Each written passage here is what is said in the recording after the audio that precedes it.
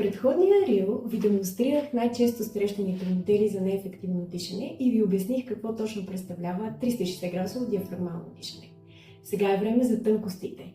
Показвам ви как да го усвоите, затова изгледайте видеото до край. Опитвате диафрагмално дишане, но не ви се получава. Често причината се крие в позицията на тялото ви. Легнете по гръб с свити колене.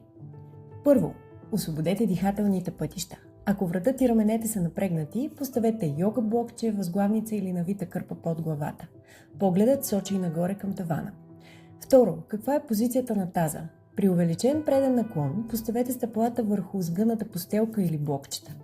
При изгладена поясна извивка, сложете тънко навита кърпа под кръста. Така тялото се подрежда само, без да има нужда да мислите за позицията по време на дишането. Трето, ако стоите прегърбени, поставете навита кърпа под основата на лопатките. Гръдната кост се повдига, но без ребрата да изпъкват нагоре. Сложете едната ръка на корема, а другата на гърдите. Коя се повдига първа?